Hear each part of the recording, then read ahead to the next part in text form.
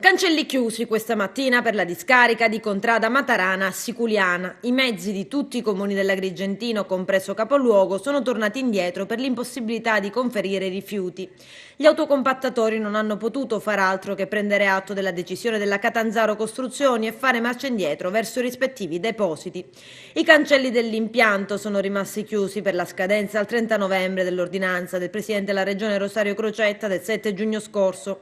Intanto continuano ad accendersi gli animi contrapposti sulla vicenda che ruota intorno al paventato licenziamento di una cinquantina di netturbini in servizio al comune di Agrigento. Martedì il sit-in dei lavoratori, accompagnati dai sindacati e dalla consigliera comunale Nuccia Palermo, capogruppo PDR Sicilia. Hanno chiesto di essere ricevuti, ma l'amministrazione ha dato disponibilità di incontrarli solamente domani mattina, venerdì. Poi la vicenda che riguarda la consigliera Palermo, che si sarebbe vista chiudere una telefonata in faccia da parte dell'assessore comunale al ramo Domenico Fontana. A mostrare solidarietà alla Palermo la collega pentastellata Marcella Carlisi, che chiede all'amministrazione comunale comunicazioni ufficiali sulla vicenda dei netturbini. Intervengono anche Giorgia Iacolino e Salvatore Falzone di Forza Italia, che in una nota scrivono: chiediamo al sindaco di porre la parola fine d'intesa con le aziende che gestiscono il servizio alla questione netturbini, restituendo dignità e serenità alle famiglie dei lavoratori.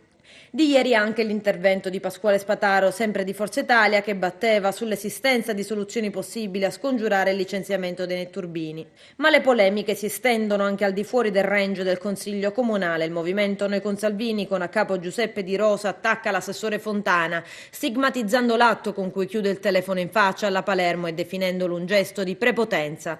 Poi l'invito a mantenere i piedi per terra, sottolineando, scrive Di Rosa, che l'assessore Fontana non è stato eletto dal popolo. E infine la palla avvelenata passa alla querelle tra Maglio Cardella, presidente della Confael di Agrigento, e i sindacati CGIL, CISL e UIL. Da un lato Cardella sembra porre l'accento su quanto costino i netturbini alla città, e poi anche la competizione con gli altri sindacati e il fatto che domani non verranno ricevuti allo stesso orario dall'assessore Fontana, ma in due appuntamenti differenti.